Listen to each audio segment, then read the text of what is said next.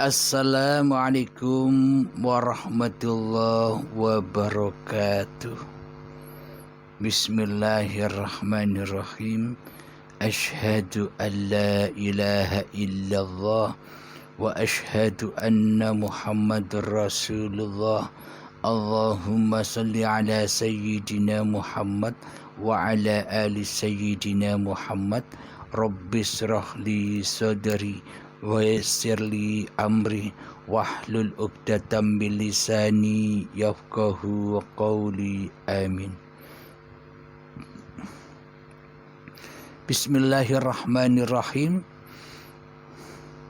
Salam hormatku buat para sahabat tercintaku dimanapun Anda berada. Semoga kita semua selalu di dalam naungan Allah Subhanahu wa ta'ala. Amin ya rabbal alamin. Bismillahirrahmanirrahim. Jadi bila di syariat ada peristiwa Isra dan Mi'raj, Kanjeng Nabi Muhammad sallallahu alaihi wasallam hakikatnya pun juga ada. Jadi perjalanan Kanjeng Nabi Muhammad dari Masjidil Haram hingga Masjidil Aqsa, hingga ke Sidratul Muntaha, hingga Mi'raj kepada Allah. Jadi kenapa kisah-kisah itu diceritakan Allah lewat syariat-syariat, agar kita pun bisa mencontoh secara mutasabihatnya, agar kita juga mencontoh secara hati, agar kita juga mencontoh secara hakikatnya, bahwa di masing-masing diri manusia kita juga terdapat Isra dan Mi'raj. Jadi Isra-nya masing-masing diri manusia sejak perjalanan dari tanah, yakni Masjidil Haram, hingga Masjidil Aqsa alladzi barakna, sampai kelahiran bayi. Itulah Isra-nya. Isra-nya seluruh manusia, perjalanan seluruh manusia. Kenapa Allah menggambarkan semua cerita-cerita itu di dalam syariat? Karena sesungguhnya cerita yang ada di syariat itu sudah ada filmnya, sudah ada pada masing-masing diri manusianya, bagi manusia yang disadarkan oleh Allah. Sudah dikatakan tanpa hidup, tanpa Allah, apakah kita bisa menyaksikan semua cerita-cerita itu? Nah, jadi kelahiran kelahiran bayi ini sudah ditunggu-tunggu oleh kedua orang tuanya. Kanjeng Nabi Muhammad pun perjalanan diceritakan di dalam syariat. Perjalanan dari Masjidil Haram ke Masjidil Aqsa sudah ditunggu juga oleh para malaikat, para nabi, para rasul, dan para aulia Allah. Nah, setelah di dalam Masjidil Aqsa, mulailah Kanjeng Nabi naik ke langit pertama, ke langit kedua, sampai ditunjukkan surga, sampai ditunjukkan neraka, sehingga berjumpa dengan Allah. Nah, gambaran-gambaran itu semua juga ada di batiniyah. Hati kita sudah ada di babakan hakikatnya. Mari kita buktikan bersama. Jadi ketika Kanjeng Nabi Muhammad mulai naik ke langit 7 menuju Sidratul Muntaha, ini gambarannya Kanjeng Nabi Muhammad ditunjukkan neraka. Nah, seperti kita sejak detik akil balik tiba kan kita juga berada di dalam lembah neraka. Ditunjukkan surga ketika manusianya sudah mati sebelum mati, ketika manusianya sudah bersahadat, ketika manusianya sudah berbaiat, maka ketemulah dengan surganya Allah. Nikmat yang terindah di dalamnya hanyalah menyaksikan wajhullah. Nah, itu semua sudah ada di dalam Al-Quran Qadim, yakni perjalanan masing-masing diri manusianya. Jadi bagi orang-orang sahabat-sahabat yang sudah berbaiat, baik yang ada di Alaska, ada di Brunei, ada di Singapura, Malaysia dan Indonesia, yang telah baiat merasakan nikmatnya, hakikatnya surga itu. Karena apa? Karena mereka sudah rela, sudah ridho kembali kepada Allah, bahwa hidup dan badan ini milik Allah, bukan milik manusianya. Jadi manusianya menjadi Rasulullah, tunduk patuh atas perintah-perintah Allah, tunduk patuh atas perintah-perintah hidup. Hatinya sudah tidak terkena api neraka lagi, hatinya sudah tidak terkena hawa nafsu iblis dan setannya lagi. Karena bagaimana mungkin manusia akan digoda hawa nafsu iblis dan setannya, sementara manusianya sudah kembali ke Adam, sementara manusianya sudah mati sebelum mati. Jadi iblis, setan, hawa nafsu dan jinnya pun sudah sempurna, sudah suci sebagaimana sucinya manusianya. Maksudnya manusia itu bukan manusia yang suci, itu bukan manusianya yang suci. Maksudnya manusia suci itu adalah manusianya sudah tak merasa memiliki hidup dan badan lagi, karena manusianya bukan penciptanya. Jadi hidup dan badan itulah sang pencipta. Jadi hidup dan badan itulah sifat sang pencipta. Jadi hidup dan badan itulah zahir batinnya Allah sendiri. Sementara manusianya dari hal yang tak dapat disebut-sebut. Nah, inilah makna Mi'raj itu. Ketika Kanjeng Nabi sampai kepada Allah, itulah Mi'raj. Bertemunya hamba dengan Tuhannya. Maksudnya bertemu bukan ada hamba, ada Allah. Bukan itu yang dimaksud bertemu. Sementara yang dimaksud bertemu menurut babakan syariat kan seperti ketemunya dua insan atau banyak insan. Janjian, yuk ketemu di mana? Itu ketemu. Menurut syariat begitu. Tapi hakikat ketemu itu kembalinya sifat kemanusiaan kepada keadamannya, kepada ketiadaannya, kembalinya manusia kepada kegoibannya, kembalinya manusia kepada kematiannya, kembalinya manusia kepada ketiadaannya.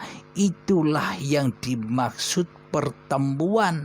Akhirnya ketika manusia sudah kembali ke habitatnya, kembali kepada hakikat jati diri manusianya, maka nyatalah Allah. Itulah yang dimaksud pertemuan. Itulah yang dimaksud ma'rifatullah. Ya Allah sendiri yang ma'rifat, bukan manusianya yang ma'rifat. Nah, ketika Kanjeng Nabi setelah mi'raj kepada Allah turun lagi ke dunia, membawa berita apa yang diwajibkan kepada Kanjeng Nabi Muhammad dan umat-umatnya. Sejak inilah berlangsung. Jadi ketika di bulan Rajab 20 Rajab 27 Rajab Nabi Muhammad Isra Mi'raj di dalam ke-10 kenabian.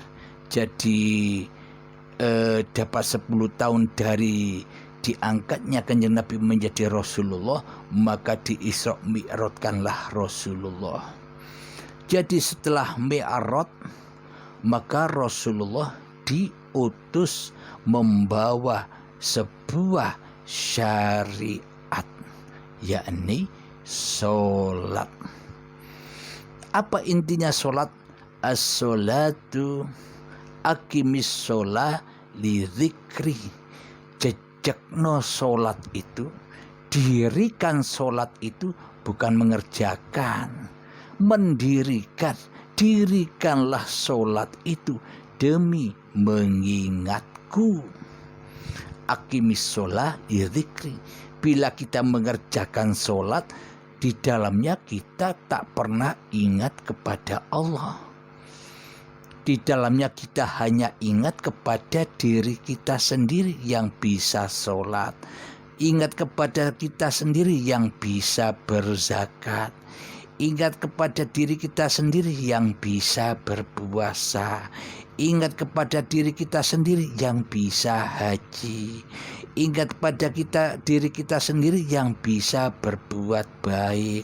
Ingat kepada diri kita sendiri yang merasa bisa bersedekah. Semuanya bertuhankan kepada hawa nafsu kita sendiri selama ini. Karena apa? Karena kita belum mi'raj seperti mi'rajnya Kanjeng Nabi Muhammad. Maksudnya apa? Di dalam hati kita belum bertuhan. Karena di dalam hati kita yang ada, yang wujud hanyalah Tuhan, hawa nafsu kita sendiri selama ini. Jadi maka dari itu seluruh syariat-syariat yang kita kerjakan pasti terbakar di dalam anar. Maksudnya terbakar, diakui sebagai hawa nafsunya lah yang merasa bisa melakukannya, bukan Allah. Karena selama ini syariat itu dinisbatkan kepada makhluknya, seolah-olah manusianya yang bisa bersyariat, seolah-olah manusianya yang bisa beribadah, seolah-olah manusianya yang bisa sholat. Padahal di dalam doa iftitah sudah dijelaskan dengan sangat amat jelasnya. Inna sholati wa nusuki wa mahyaya wa mamati lillahi rabbil alamin.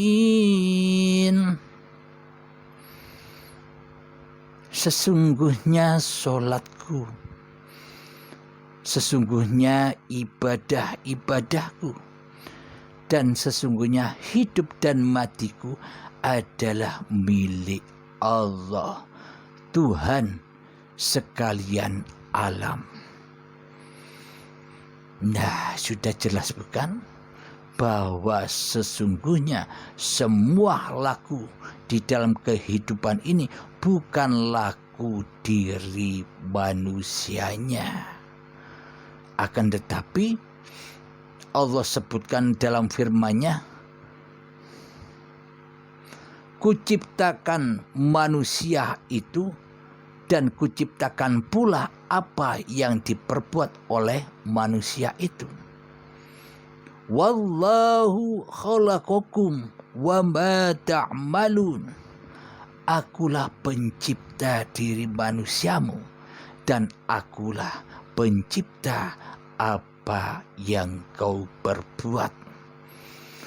Jika sudah sampai ke makom yang seperti ini, pasti hatinya selalu pulang kepada Allah. Pasti hatinya bisa rojiun kepada Allah. Dengan cara apa? Lewat baiat dulu.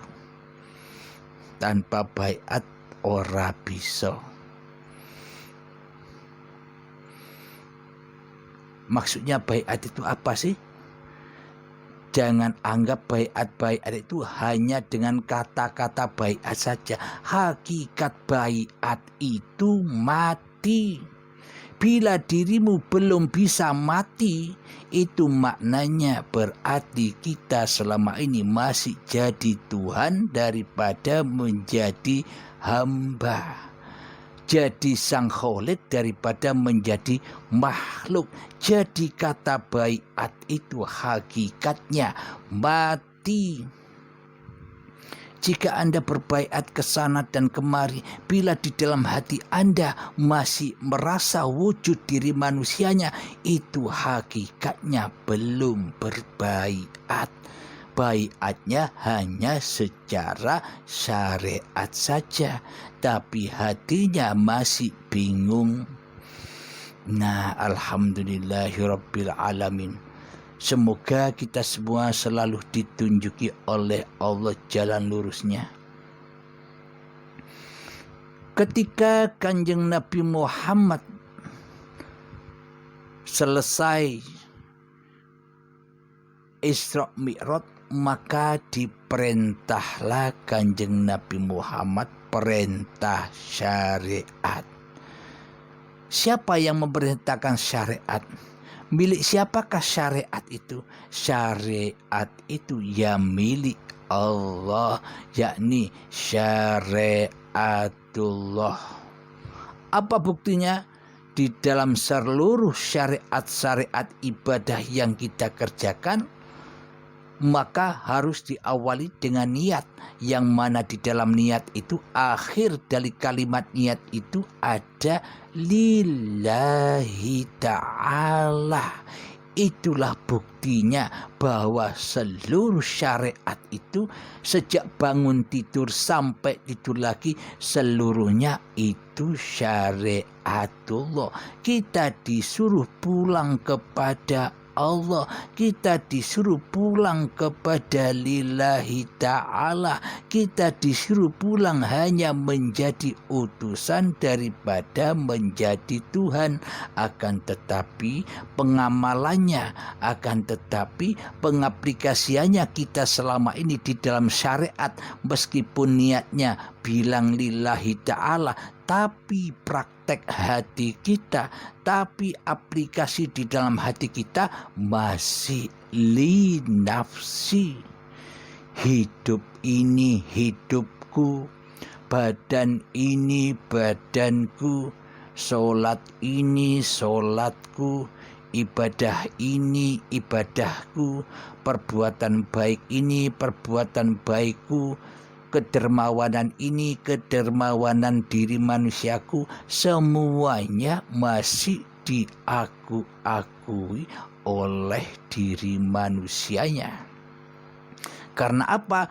Karena hatinya belum selamat, karena hatinya belum Islam, dan karena hatinya belum beriman dan bertakwa kepada Allah Subhanahu wa ta'ala. Akhirnya manusia tidak bisa melewati wat sirotol mustaqim.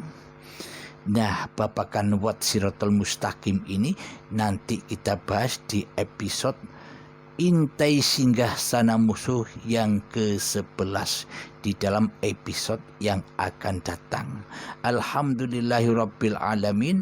Rabbana atina fid dunya hasanah wa fil akhirati hasanah wa qina adzabannar. Wa sallallahu ala sayyidina Muhammad wa ala alihi wa sahbihi wasallam. Walhamdulillahirabbil alamin. Assalamualaikum warahmatullahi wabarakatuh.